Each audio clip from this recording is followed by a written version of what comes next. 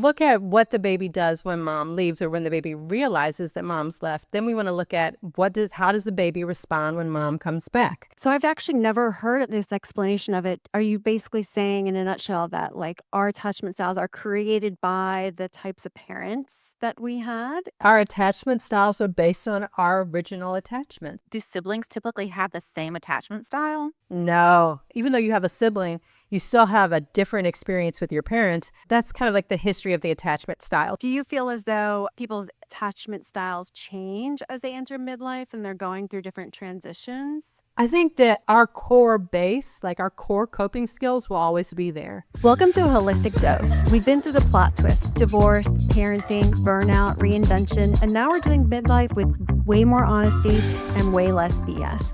Think of us as your unfiltered friends, here to remind you that you're not too late, too old, or too far behind. I'm Tiffany. And I'm Jeanette. And so most of us has heard about the attachment theory as it relates to childhood or early romantic relationships. But we're here with our guest, Dr. Tavari Brown, to talk about like what happens when you hit your 40s, your 50s, and beyond. Do our attachment styles evolve? And is there transitions? And, how do we reshape them? So that's what we're looking forward to uncovering here with Tavari. And we're happy to have you here. Thanks for joining us. Hey, friends, always a pleasure.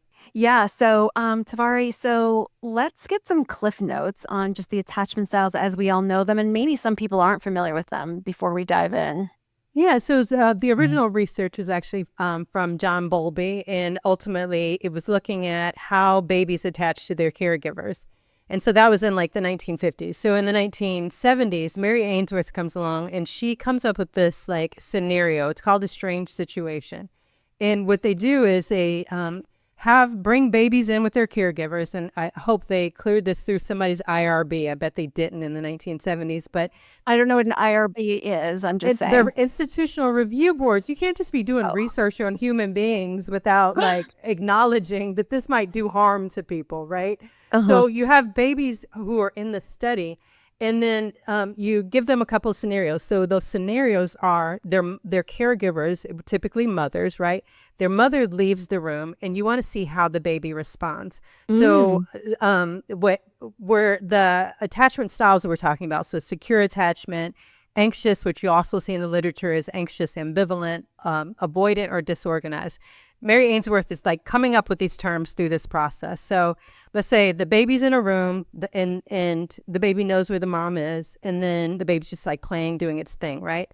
And then the baby leaves. So we want to first see like how does the baby respond when the mom leaves, right? Do they cry? Do they look to see where their mother is? Do they not seem to care that their mother left? So that's going to tell you one thing. But then the other piece is what happens when the mom returns, right? You look at what the baby does when mom leaves or when the baby realizes that mom's left. Then we want to look at how does the baby respond when mom comes back? Are they pissed? Like, how did you leave me? And are they unconsolable? Are they soothable? Are they indifferent when their mother comes back? So are they kind of looking like, well, you left me, you always leave me, who cares that you left? Is there a mixed kind of thing, like that they seem like they're maybe soothed and then they get pissed again, and then they soothe again? So that's kind of like the history of the attachment style. So there's secure attachment, and those are the individuals who are comfortable with closeness and they're able to trust. And there's also a balance in between them being independent versus dependent. So yeah, the baby gets to be mad for a second when their mom comes back, but can the mom soothe them? And is the baby getting back to a place where they feel they trust their mothers? Are they anxious? So are they worried about being abandoned again? Are they clingy? Are they not letting mom go because, she just left and she'll leave me, so I need to keep an eye on this chick at all times, right? To make sure she doesn't leave me again.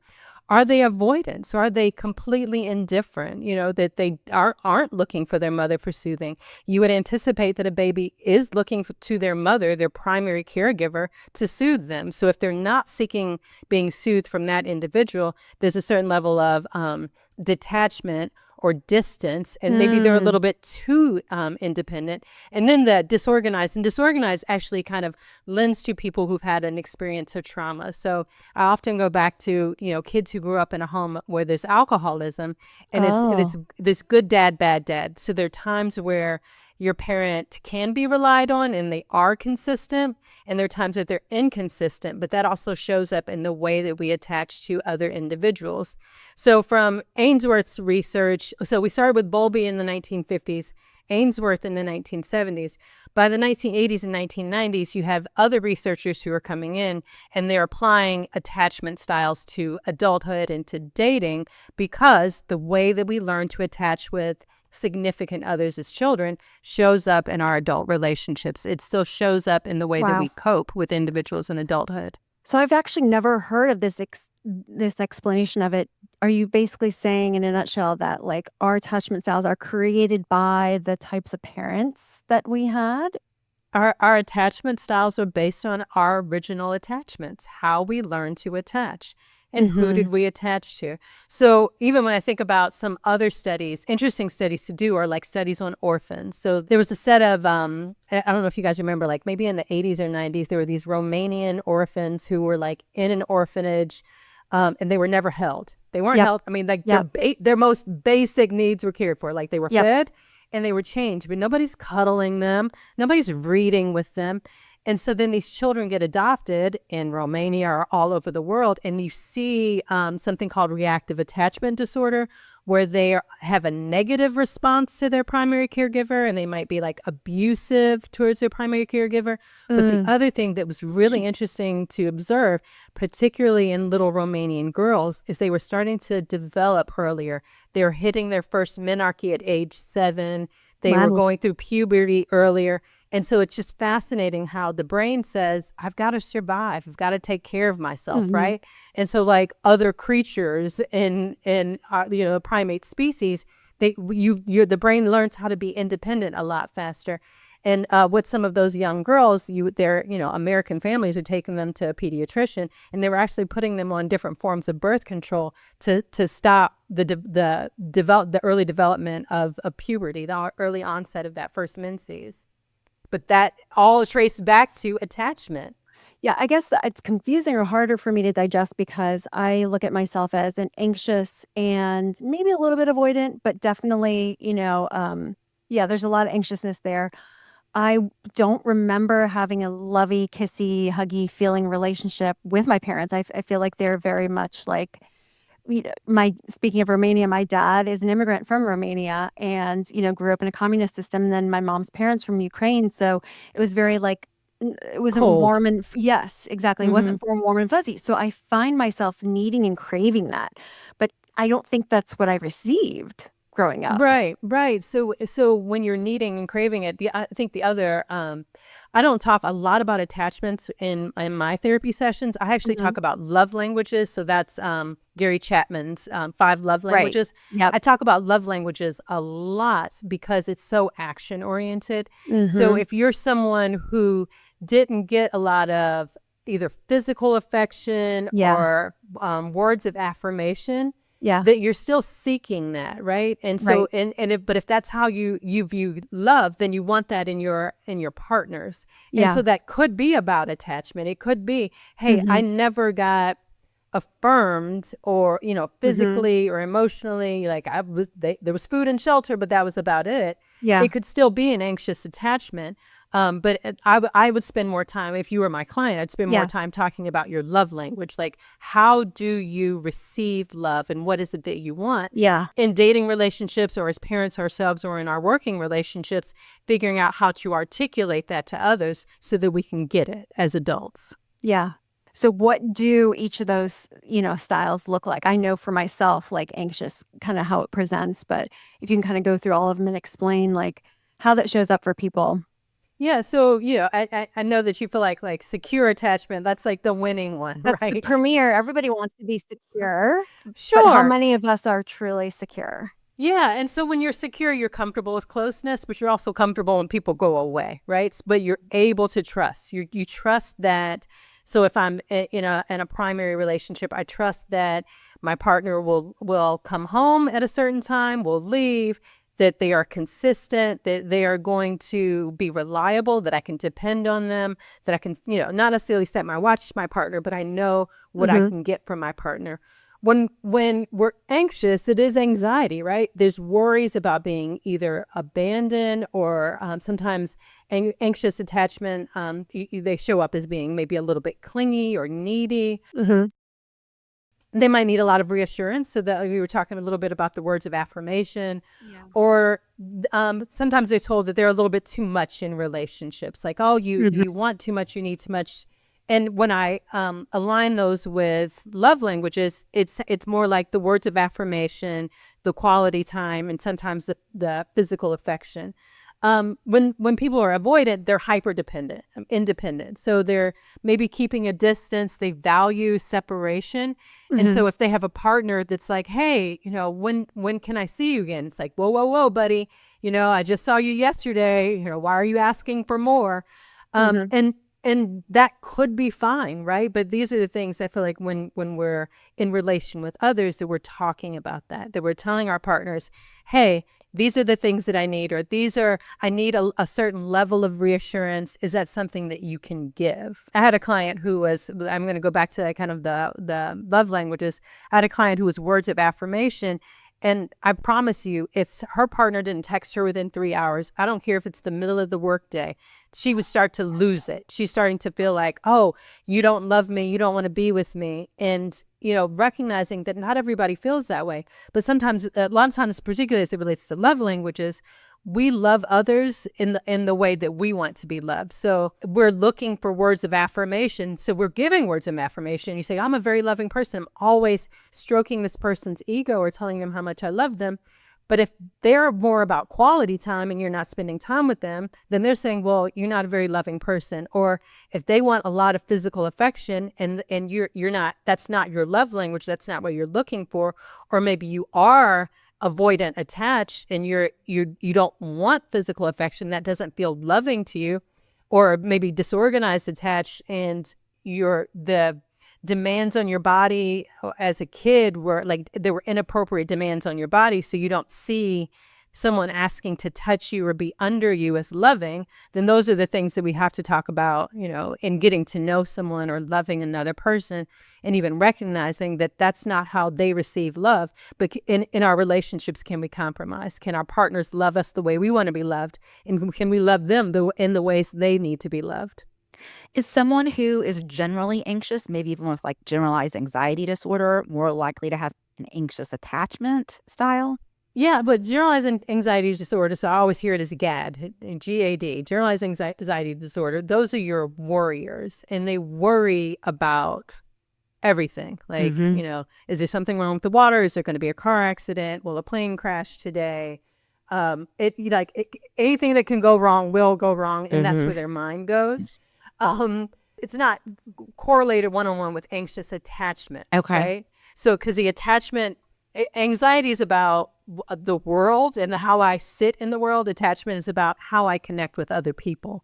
I see Jeanette as insecure. And so would that be the same as to someone who's avoidant? Because I know people who like avoid all kinds of things. So in relationships, are they most likely avoidant or not necessarily? And I'm kind of thinking from like clients. Yeah. Like, I have clients who avoid doing everything that I'm asking them to do in a case. And it seems like they're just an avoidant person. They stick their That head also in the could sand. be ADHD. Like, Yeah, like they won't dopamine face, hit. That's maybe their me. kids having issues and they're avoiding, dealing with it. Does that necessarily translate to their avoidant attachment? But it sounds like no. No, yeah, not necessarily. And sometimes we are avoiding things out of other fears, and that is Okay. that is anxiety, right? Like, I'm afraid. Sometimes I think one of the most interesting people who present as anxious are perfectionists. It's so all or nothing. I either have to get it right and it has to be done perfectly, or I don't do anything at all. So a lot of times you'll see perfection and procrastination riding together. Yeah. Because if I can't do it 100%, then it's all or nothing. It's either perfect or zero.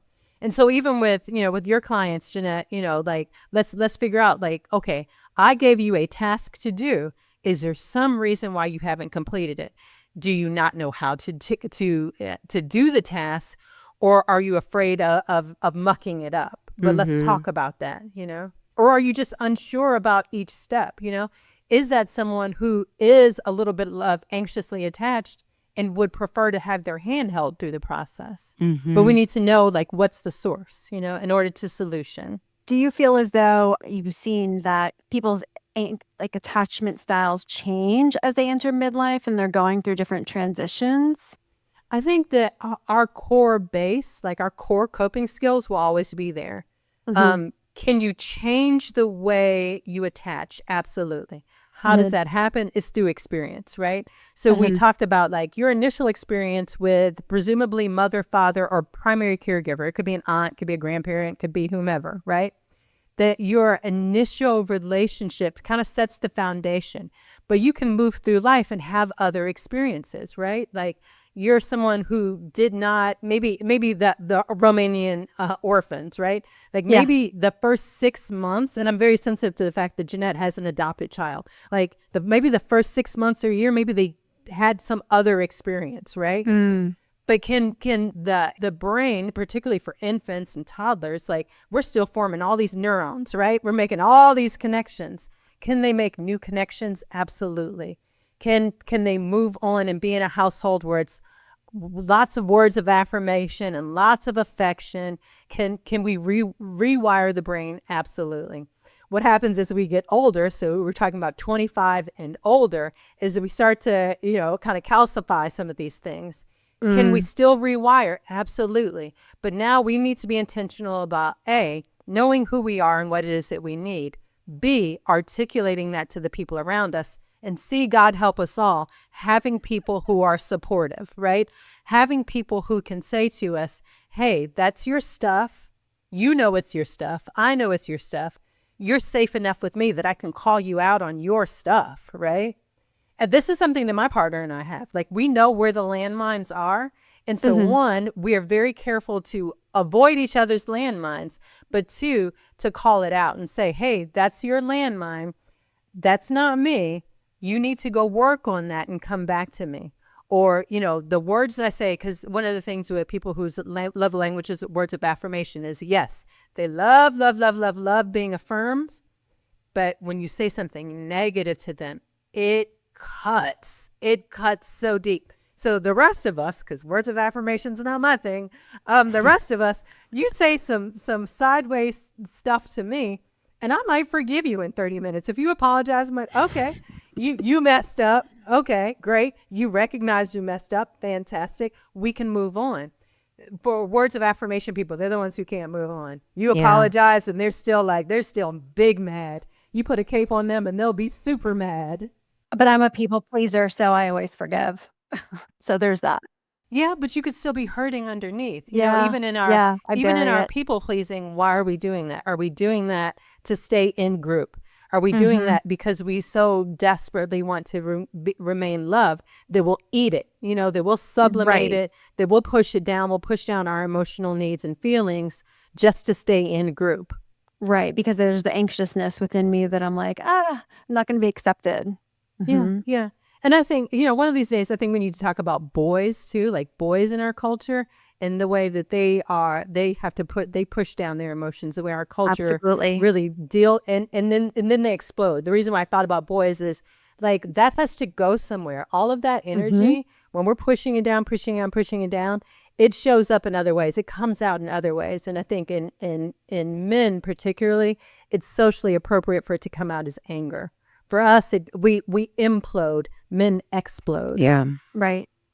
So I'd love to talk a little bit about too. So if we've talked about, in parenting or how are some other areas in parenting that shows up, but also friendships and in the workplace, like how can we navigate these things? I'm also thinking in my head, like, how do I become more securely attached? Yeah. As a parent, I think in all areas. Yeah, absolutely. So I think in parenting, parenting's so much fun, right? Like we're working through all of our stuff and then trying to help somebody else create their own foundation. So it's really looking at how are we creating secure attachments with our children, but that also requires that we let go. So remember in Ainsworth studies, these mothers aren't just sitting there the whole time. They leave. Right. They Right. leave and they allow their children to struggle a little bit or in problem solve and figure Yeah, there's themselves grit. out. I think there's a little bit of a generational switch now, even like what is it, just even a couple of years before my age too, where they're like the parents are kind of doing everything for the kids. The kids are ending up in their 20s and not knowing how to do basic things. We've talked about that before. Oh But no, they're so 12 and 13-year-olds who can't use a knife because knives are right, dangerous, so they don't know how to cut their own meat. Yeah. right, And right. I see a lot of anxious attachment with kids in divorce. And I will say, I'm trying to think if I've ever seen a man that I would consider anxiously attached to their kid. Usually it's mom. Are women more likely to have anxious attachment styles? That I couldn't say in terms of numbers. I would speculate no, but I think that it presents differently. Yeah. I think the other thing with divorce and even with my own clients is like recognizing, and something that you said in one of the podcasts recently, is like that it's a release of control. Yes. And how for me, how anxiety runs with control. So we're anxious because we're so accustomed to controlling or overseeing the lives of our children. This notion that 50% of the time, or even for so much as a day, that I don't get to control what's happening with my child, that it's out of my control. And Right. even better, that nobody has to explain themselves to me. I think that's the thing that mothers deal with the most, because often in our culture, mothers are taking the lead with children. And we know everything. We know all the teachers, we know what medication, we know which pajamas, we know, which soap, we have all these details. And so then mothers appear more anxious because they're having to relinquish all the control and foundation that typically they've laid. Yeah. Sometimes Right. mothers are like, oh, he's not capable of putting her hair in a ponytail. I hear that so much. He's not capable. Yeah, the reason why you're capable of putting her hair in a ponytail is because you've been doing it for so long. Right. You've had so much practice. I tell clients, dad is going to figure it out. And I see it time and time again. They've never had to do this because it's been done for them. But Right. he can figure out how to feed them and put hair in a ponytail and dress them and all those things. I think sometimes with mothers too, it's an affront when they realize that the fathers are capable of doing Yeah. it and have always been capable of doing it. Yeah. They just weren't, because you were willing to do it all. Mm-hmm. That mothers are willing to do it all. But I think the reason why, like kind of anecdotally, you're like, no, more women are anxiously attached. It's our relationship with children versus the way that fathers kind of view themselves as view Right. parenthood. We Yeah. kind of, because we do that in the workplace too, where we feel like we have to be the one that step up and like take the notes and order the breakfast and do all the things, Yeah, you make yourself a good secretary. I mean, you really do. So there's a book about, make sure we have the correct title on the show notes, but it's basically like Nice Girls Never Get the Corner Office. I've heard of that. Yeah, it's a good one, but it's how we continue to show up even at work as helpmates. Mm-hmm. Oh, I'm going to take one for the team, but like you don't always need to be the person getting the coffee, Yeah. Right. And then we're wondering, well, how come I was overlooked for a promotion? Like if we're nice girling it up so much in the office space, then that's all we become, is the nice girl. Right. And a girl, not a woman. So what's the difference between like an anxious attachment and being in a meshed relationship? So enmeshment, oh, so much fun. I see that come up in custody cases. I've had it come up in like where we've had psych evals and it's been found like that a parent and child have an enmeshed relationship. Yeah, so that's some of that attachment is this kind of relying on each other. I don't want to even talk about like Munchausen's by proxy, but like there's not enough separation, and that place where I begin and end versus where my child begins and ends, and that differentiation. And ultimately, as parents, our goal is really to launch these people to be adults in the world, not for them to be our little partner or our little friend, or even, in divorce cases, to ever have to pick sides. And when we're asking a child to pick one parent over the other, we're asking the child to split themselves. Yeah. But particularly when, a a mother and child have been so attached or so cuddled up that they're never taught, or they don't recognize that there are other attachments, healthy attachments we should have, that we want our children to have an attachment to their other parent, have an attachment to friends, to extended family, to teachers. When we kind of try to teach people to live in a silo, that's unhealthy for development, because we just don't live in silos. Yeah. And then what about codependency? Is that related at all with someone who's tends to be anxiously attached? Yeah, that's definitely a reflection of attachment. Sometimes people can be securely attached and still be codependent, but that's creating this little bubble, this little world. And I just told someone yesterday, particularly in with intimate relationships, that sometimes you hear people and they're in this whirlwind, this love bubble. Sometimes people can be in a love bubble with their children, but the love bubbles are dangerous because the air gets so thin. I even said to that person, think about how much gas is in a love bubble, that we are social beings. And so as women, as mothers, as partners, we have to be able to differentiate ourselves from our partner, differentiate ourselves from our children, be independent from our friends, just like we need to teach our children to do those same things, that they have to be able to separate and differentiate from us, from our partners, from our former partners, from their friends, that we are defined as individuals and not just by the collective. I would love to know your thoughts on this recent Netflix documentary. Have you watched it yet? The high school catfish. I won't watch it, but I actually pointed Which one is out this? It's called Unknown Number, the high school catfish. Oh, okay. With the story about this mom, Kendra Lakari. I watched it last night, and it is it starts with text bullying, that her daughter is getting these crazy text messages, hate messages, and she has a boyfriend, and the parents can't find out where it's coming from. And long story short, it's the mom herself sending these to her daughter. Was that trying to drive the daughter towards the mom? What was the reason? Not necessarily. So it does feel crazy. pathological, right? It's crazy. It's insane. And she even starts telling her daughter to kill herself. Oh my God. It's it's an interesting watch, but it's crazy. Poor girl. Yeah. Yeah. So, not to diagnose her, she's not my client, and I haven't even watched the documentary, but it feels a little Munchausen's, by proxy. But they were saying via digital now, that's a whole new thing, because it's happening over the texts and everything. But Jeanette, it got really big. It was, the FBI gets called in, that there are people in the community that are accusing each other. There's a lot of attention and energy that's going towards this family. But she spent, I originally heard 2 years cyber stalking her daughter and her daughter's boyfriend. And then letting other teenage girls take the blame for it. And then started going after, started texting, once the boy started dating a different girl, started texting the parents of that girl too, and that other girlfriend too, crazy. Yeah. I'm what kind of attachment style or what? But I think you're saying it's mostly just, it's completely different with it being a Munchausen's. Yeah. And we probably need to look at some other diagnoses. There are a lot of diagnoses out there. We need to look at something else. Even how are we defining our self-worth and self-esteem? And a lot of attachment does go back to kind of foundationally our self-worth, our self-esteem. How do we view ourselves in relation with others? Because we don't live in isolation. You could, even with codependency or enmeshment, you and your kid could go live on the side of a mountain. And maybe that would work to be enmeshed. Maybe that would work to be codependent.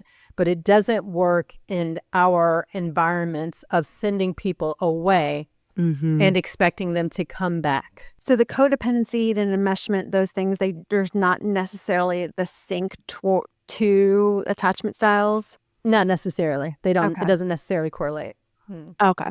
But we can look at other diagnoses. We can look at, personality disorders. Those still exist. Especially someone who might be diagnosed with a bipolar personality. Those individuals almost, it's terrible because bipolar gets a really bad rap, but I kind of like my bipolar clients. I really do.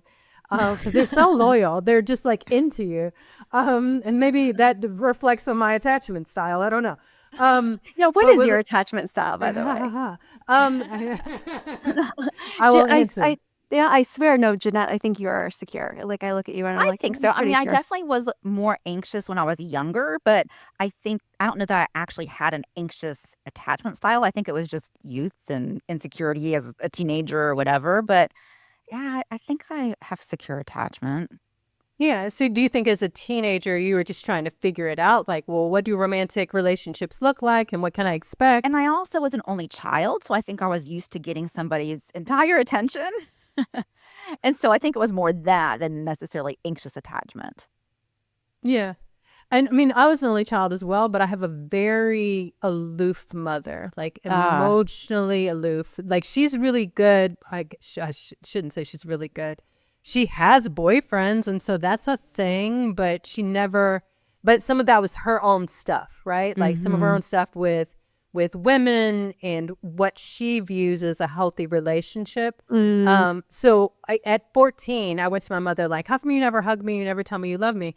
And she said to me, oh, I'm a very loving person. She's dating a guy named Mike at the time. She's like, I'm a very loving person. If you don't believe me, ask Mike. And I almost like a cartoon character because I was crying because I was 14, right? Almost like a Yeah. Wow. cartoon character, I almost sucked those tears back up into my head. But that was the beginning of Wow. me recognizing like, Yeah. oh, she doesn't get it. Mhm. And that was the beginning of me forgiving my mother, to be honest with you, because she doesn't have it. Doesn't have it. I started looking at how my grandmother parented her children, and I knew my Mhm. great grandmother. I was able to kind of trace it like, oh, these women survived, right? Like they're Yeah. really good at providing for their kids physically, but they're not good with the emotional parts. And Right. then as a teenager, for me to think about what kind of mother do I want to be, but also I did start thinking about like, how am I showing up in relationships? Like, what is it that I need? What is it that I expect? So in those ways, I'm sure in my 20s, I probably showed up as very aloof and like either disorganized or avoidant attached because I would probably be quick to tell you, I don't need you. I want you, but I don't need you, you know? Yeah. Mhm. In terms of like trust, I have a high level of trust. I love love. And that's not to say that the people with disorganized attachment, they want to be loved. They're just not really sure how to respond to it because they're still trying to figure out, like, can I really trust you? Like, I want to trust you, Mhm. but can I? I think I'm a bit of that too, in addition to the anxious. Yeah. Do siblings typically have the same attachment style? No, because even though even though you have a sibling, you still have a different experience with your parents Yeah. because of birth order. So when Yep. Right. I was even gonna say. even when we talk about like psychological theory, so Adler is the one who did a lot of work around birth order, and it's just that's always interesting because you can look at someone in their 40s or 50s in their sibling group, and it's always interesting to watch people go back into those roles. A lot of times I can Mm. meet people and I can tell you, oh, I bet you're a middle kid, Mm. or and because a lot of times the middle children seems to be like sometimes playing the left hand against the right, but they're like Libras, right? They're always like trying to balance, like, all right, what do you need? They're like the The translator between the oldest peacemaker. and A yeah, peacemaker, yeah. often. Mhm. Yeah, they're either peacemaker. All of my best friends, like my closest friends, all three of them are middle children, and it is often the like fairness, like okay, well we're gonna spend 20 minutes doing the thing you want, and then we'll spend Mhm. 20 minutes doing the thing you want. And then maybe 0 on myself. Maybe you even allowing their emotions, their needs to kind of fade. Like, oh, as long as everybody else is Mhm. happy, then I'm happy. Like, That's my me. happiness is your happiness. Yep. With only children and firstborns, I often hear the independence. I've got to do these things for myself. I got to lead. I've got to, no one else is going to do it. Yeah. And so I talk to firstborns, even my partner who was here a second ago, firstborn, and he acts like he's like the dad to his siblings. I'm like, these people are 40. They don't need your permission to Well, decide whether kids going to college, but oh, nobody talked to me about this. yeah. Mhm. Yep. My older sister, yeah, she acts as the mommy, and when, she moved out when she was, like, 13, then I stepped into that role to be for my younger sister because I was like, "Who's gonna do it? Who's gonna mom her if my mom's not Right. momming?" You know? Right. Yeah. Mhm. And taking that responsibility on. Mhm. Mhm. Absolutely. So what about some areas in, like, the workplace? Where do these show up? I know that we're all in, like, virtual not everybody, but a lot of it is now virtual work settings. And that, I think that makes it even more challenging, particularly from an attachment perspective, right? Mm-hmm. So with people who are securely attached, they're saying, okay, I'm going to do my work. You're going to do your work. We're going to meet on Thursday. And on Thursday, I'll have my product. You'll have your product. No problem, right? If someone's a little bit more anxious, they're the ones who are kind of reaching out and saying, hey, what's going on? We should be working on these things together. I haven't heard from you. Because they're not like seeing stuff and the Yes. physical people. Mm-hmm. Yeah. Oh, this person hasn't pinged me, or I need to reach out to them. More avoidant people really just want to work by themselves. They're the people who in college didn't ever want to do the group project. Like, why do I need other people? I just want to do the work on my own. Yeah. And so even sometimes anxious people are like that too, because they don't want to have to deal with other people's needs. Like, oh man, that's just going to introduce more emotion for me. Why don't I just avoid it? Which is why avoidant is also avoidant ambivalent, because sometimes they're just like, I just don't want to. Because I don't miss actually being in the office setting where it was like, oh, we need to do like a group lunch together and chit chat. I'm just like, why? I could be doing work at this time. I don't really give a shit about this or that going on in your world. Like, I want to connect with those who I want to, but the forced organization of that, like, I could be getting stuff done, and move it along. Yeah, absolutely. Absolutely. But in our attachment styles show up in the workplace. They show up in all of our relationships. And so, one of the things is even recognizing that in ourselves and recognizing that in other people. When you're like, oh my God, what is wrong with this person? They could just keep calling, they keep reaching out, to even pause and say, hey, what is it that you need? What do you need from me in order to feel comfortable with this process, comfortable with this project, to know that I'm doing my due diligence? Or to set the boundaries, right? Like, please don't continually ping me. We'll talk about it when we meet on Thursday. But let's schedule a meeting where we can, 30 minutes where we can talk about this. So I don't feel like in the professional setting, so I don't feel like you're like constantly throwing things over the fence for me to respond to. Right. And how about like in friendships too? Because I know that as we get older, right, our friendships can kind of change, our needs and friends change as well. So I've never even really considered like, what does that look like in a friendship space? Well, I want to start with the fact that, well, I shouldn't say it's a fact. There's a study recently about especially women's friendships that our friends are with us, through thick and thin, through ups and downs, and that perhaps our girlfriends are actually the loves of our lives and not these men. But we'll just put a little pin in that. I've heard that. But there is obviously attachment there. And I think, all of us have daughters, and so girl relationships and like, what do those friendships look like, and how are they attaching, and what meaning and purpose and connection are friends giving? We see that show up in childhood. You see it in boys as well. I think you see it shows up a little bit more in adolescence, but like boys, when they're young is typically like not as emotional. It's like, well, I have a truck, you have a truck, let's play together, let's run, let's tackle or whatever, and then I'm good. With girls, they're still kind of they're ruminating over the connections when they get home. But you start to see those foundations, right? Like what do friendships mean to us in youth? Are you someone who goes out and makes lots of friends? Are you someone who, and I'm careful with this with my daughter, like there are certain friends who don't want to share her. And so sometimes I'm trying to make sure that they have that sanctity, right? That they don't have to share. Or I'm letting my daughter know, hey, if that person's coming over, you may or may not want to go to the playground because they're going to want all of your attention. And we're sensitive to giving that attention to the individual, or saying to them, hey, it's okay for, my daughter's name's Talia, it's okay for Talia to have other friends. But I started hearing that with my daughter and her friendships, where it's like, well, this person is this person's friend and not that person's friend, and not wanting to share friendships because it makes someone feel insecure. Like if your best friend has a new best friend, well, what are you saying about our relationship? Like, we go together. You're mine. You belong to me, Right. I never said I would want to share you. My daughter's much like Tiffany. My daughter's a connector, so she's always trying to introduce people in like virtually, and I'm like, they don't all have to be friends with each other, Right. Right? Yeah. Because there's been tension, between these people because they didn't choose each other. Right. You keep putting people together, and she'll like get off a virtual call. She'll connect people and then hang up. Like, you guys talk to each other.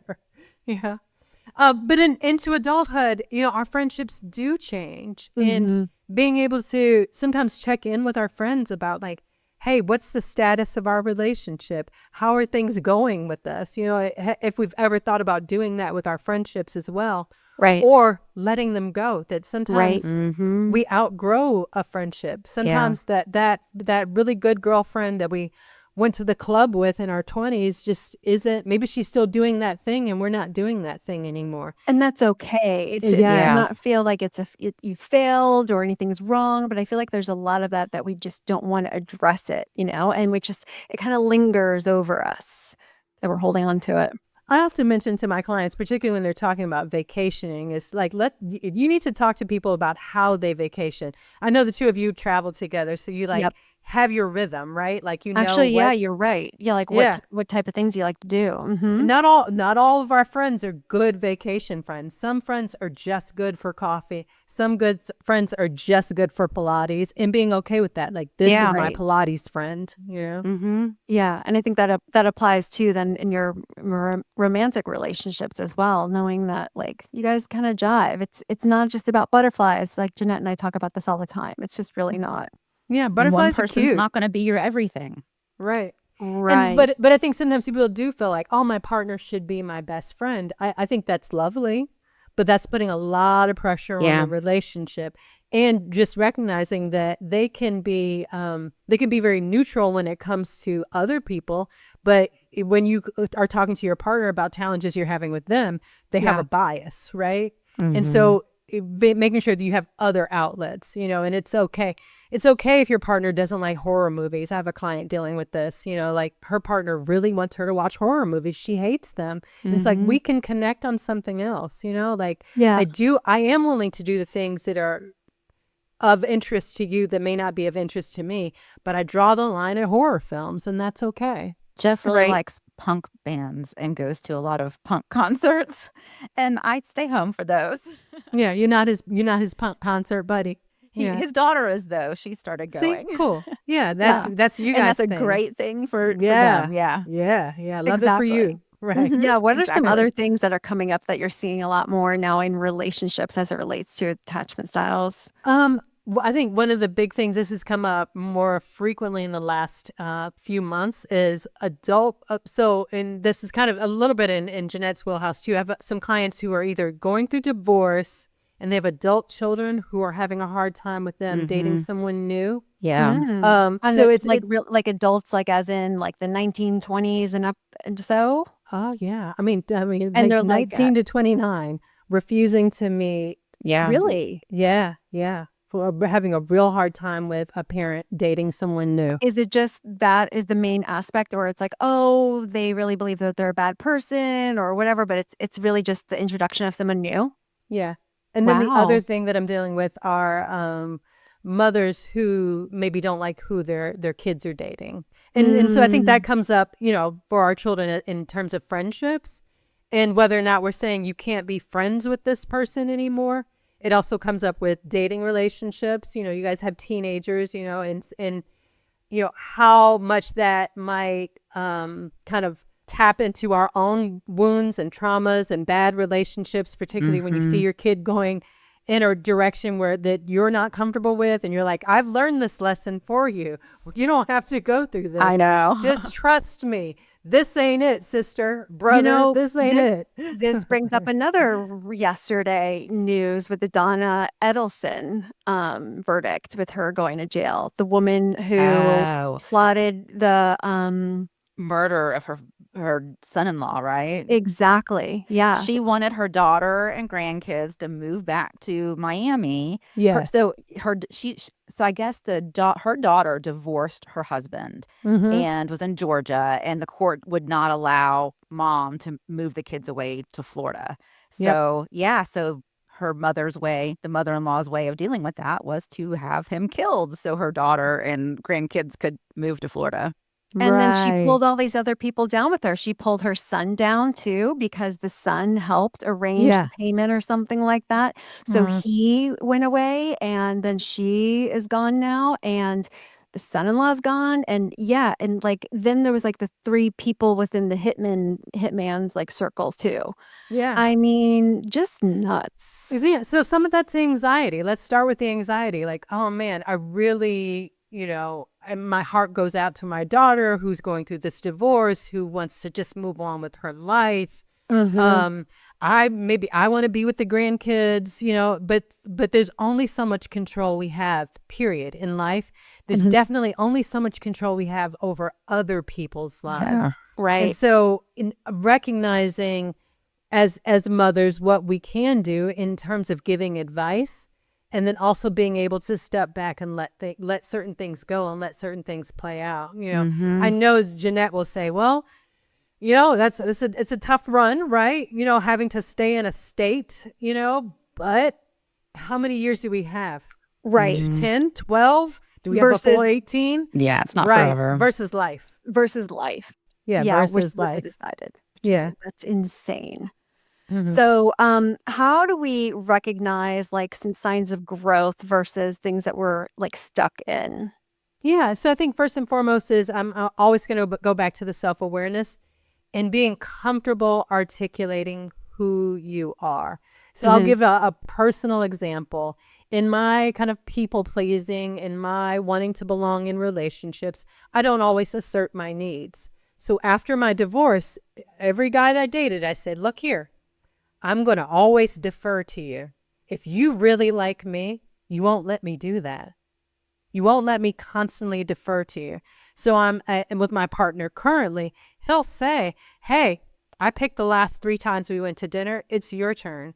Or one of my really close friends who will say, you don't have anything to say. She'll ask me like, what's going on with you? I'm like, oh, nothing. Yeah. I'm good. And she's like, I'm going to sit here until you come up with something to say, like Yeah. for the people who love you, for us to first recognize who we are. Like, hey, Yeah. I'm not going to do this thing naturally, but also for the people we love or the people who love us, who are always challenging that growth, who are always saying, no, we're not going to go back to your factory setting.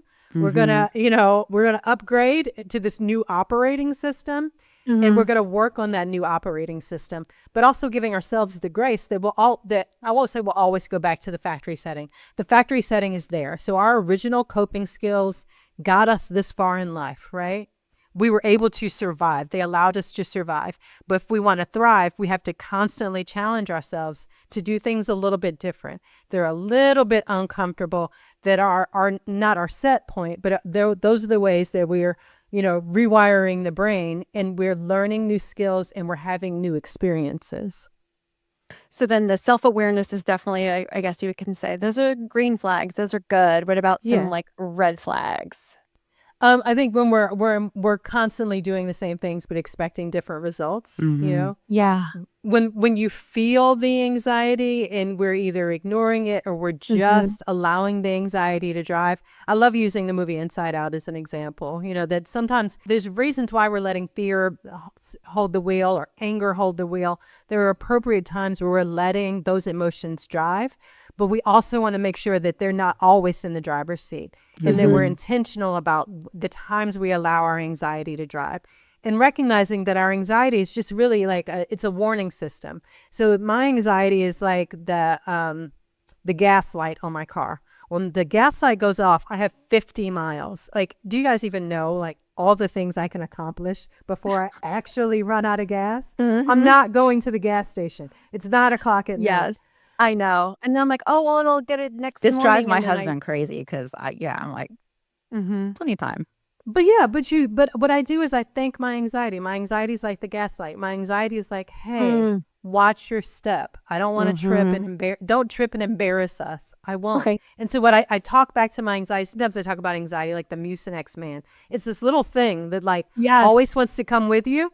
And so we just have to talk back to it and let it know like, hey, I know that there are a lot of car accidents on the freeways, but I know how I'm a defensive driver. I've got this. But your anxiety is like, don't drive. We're going to be in an accident. Something bad's going to happen. No. You know what? You're right. Bad things do happen, but I am in control. I'm in charge. I'm capable of doing this. I'm capable of doing this speech because I know this speech. I'm Right. capable of walking across the stage because I've been walking in heels since I was 10 years old. But our anxiety is always like, don't fall on your face. Don't embarrass us. So for us to talk back to it, I won't. I got this. I use that a lot, actually. I do this a lot with Jeanette, even just regards to the podcast. I'm like, oh my God, we haven't figured out this, that, there, and the other. And I'm like, you know what? No, it's going to be okay because of this, that, there, and the other. And she's like, yep. Or Yeah. even like, you know, at work, my right hand's there and I'm like stressed about all the things that needs to get done. And then I just was like, let me just say out loud, you know what? It's going to be fine because we have evidence to prove that we've always done it and got it done. So just help remind me. It's just that when I allow myself to keep spiraling, then I feel like sometimes people will just jump on that bandwagon. I'm like, nope, I'm going to put a stop to it so that other people can kind of agree that this is going to be fine. Yeah, and sometimes it's just progress, Yeah. progress over perfection. And, all three of us have been on our own like weight loss journeys. And it's interesting when I see people like, oh my God, I've only lost 2 pounds or I've only lost 5 pounds. Yeah. Well, first and foremost, when was the last time you lost 5 pounds? That and kept it off. Yeah, seriously. And then, just recognizing that these are the iterative steps. Sometimes we get just so anxious because we want to get to the end. Well, what's the end? Yeah, it's the end is death as far as I'm concerned. So sometimes I'm like, what exactly are we rushing towards? Yeah. The end. Okay. That sounds but fun. but can we even enjoy the progress? Can we enjoy the iterative step? It might be small, but it's not zero. Like 1 is better than 0. But you're like, no, but 100's even better. Yeah, it is even better, but 1's better than 0. So let's get to 1 and see what that feels like. See what that looks like. We'll work our way up to 100. Yeah, I love that. So before we kind of close out here, I'd love to give some practical takeaway tips that people can use to work towards. I know that you said like we're mostly going to stick with our attachment styles that we had since we were growing up, but I know in self-awareness, but what are some other things that... Yeah, so in particular, if you recognize that your attachment isn't working, and a lot of times how we know it's not working is we get feedback from others. We have our children who are pushing us away either physically or emotionally. We have partners, maybe we'll be getting the same feedback when we're dating or in relationships, or that people are saying, well, you just feel so needy, or you feel so this, or I didn't feel like I could live up to your expectations. That we take that feedback and decide what we want to do with it. I used to get that one a lot. Yeah, maybe I like me. Maybe I just need somebody who's willing to talk to me all the time. I have clients who find these guys who are truck drivers and they sit on the phone for 5-6 hours a day. God. Thank you, Jeanette. Yeah. Thank you. That is not But my no. thing. No. Right. I it used works to for be y'all. more like I felt like I needed it all the time. And now I'm so busy with my life and everything. I'm like, God, no. If somebody's going to be like texting me all day, I'm like, I don't want that. Yeah. But I think sometimes it is finding our match, and but I mean, who else has time to sit on the phone with you like this? I'm amazed. Anytime people tell me I was on the phone with this person for 4 hours or 8 hours, I'm like, that's a shift. Did you get paid for that? Did you clock in and out? But so I think first and foremost, when we're getting feedback, we get to decide what we want to do with that. Is that, I call that the casserole. Someone brings you a casserole, so feedback. And what do we say? We say, thank you. Thank you. That doesn't determine what we do with it, right? We get to decide, do I eat this thing? Do I put it in the refrigerator and let somebody else eat it? Do I wait till they close the door and decide to throw it away? Any feedback we get, it's the same thing. You get to decide what you want to do with it. But if you decide that it's useful, so there are books that we can read. There are podcasts such as this one to help you recognize that you're not the only person who's anxiously attached. Yeah. We can go back and do some of the work if we have living parents to have conversations about what were you thinking. We can continually have conversations with our partners and our children and say, hey, you told me this isn't working for you. What is it that you need from me? Right. So I can figure out whether or not I can adjust, or what do I need from you so I feel a little bit safer, a little bit secure. I don't like it when you leave for days, like if you have a partner who goes on a business trip who never calls you, it was like, that doesn't feel good. Like to me, in relationship, we would at least talk to each other once, and to ask your partner, can you do that? It's the same thing with children. Like, hey, I have a rule. You're on a phone line that I own. The least you can do is text me when you get to the place. If you can't do that, then we're going to have to do something differently. Either you can't go to the place or you're giving me my phone back, whatever. But to have those kinds of conversations. And then obviously I'm a therapist. Like if you're having a hard time working through those processes, to find a professional in your area who can help you kind of work through the steps and maybe unpack some of the things from childhood. But also, I'm the kind of therapist that will acknowledge, okay, this is where we came from, but in your 40s, I'm going to put the responsibility on you to do the healing, to do the fixing. That our parents, my mother's still very aloof. She's never going to have this enlightened conversation with me about, her shortcomings as a mother. You couldn't tell this woman she wasn't great, okay? So I'm not even going to try to have those conversations with her anymore. But I do have the conversations with my daughter about this relationship dynamic that my daughter witnesses between my mother and I, and how I'm a different mother to her. And so my love languages are not words of affirmation or physical affection, but God gave me this physical affection kid that like lives right here. And so, and my kid knows like, all this loving, kissing thing, not my jam. I do it for you. I hug you because I know that's what you need. But the things that my love language is acts of service. Please go hang some curtains, clean a bathroom, wash the dishes, cook dinner. If you want to love me, prepare a meal for me, do the things for me. Right. And having those conversations about our differences, So I think, this is about being in relation with others, that we're having real conversations with the people we're in relation with. And if we're having challenges that we are seeking, in our marriage, there might be emotionally focused therapy where we're talking about his needs, her needs, or her needs, her needs, his needs, partner's needs. There's cognitive behavioral therapy. So we're unpacking, like, what are your expectations? What are your perceptions? Are your perceptions just that different from the people around you? And how are we asking for our needs? And then how is that being reinforced as well? So how are we actively doing the steps? If we're so used to people pleasing that we don't know how to ask for our needs, then how are we finding our voice and figuring out ways to articulate ourselves? And knowing our self-worth, knowing that we're lovable. That's another thing that has come up in my sessions this week, is that I have several clients who are really playing small because they feel like, oh, if I'm not the thing that I've always been to my family, then maybe they'll stop loving me, or maybe my colleagues will stop liking me, or maybe I won't be up for a promotion if I'm not likable, if I don't do the things that other people want me to do. Yeah. That's amazing wealth of knowledge there. I feel like we all just got an amazing therapy session today, Tawari. Awesome. So thank you so much for helping us Thank rethink you. about how we show up in midlife relationships. And for those of you who haven't hit subscribe yet, please do so, and keep listening on Apple Podcasts or wherever you listen to podcasts, and follow us on social media at A Holistic Dose on Instagram, TikTok, and YouTube for more fun. And visit us on our website at holisticdose.com. Thanks again for hanging out with us. We'll be back next week with more Unfiltered Friend Talk right here on A Holistic Dose. Thanks, everyone. Bye. Thank you.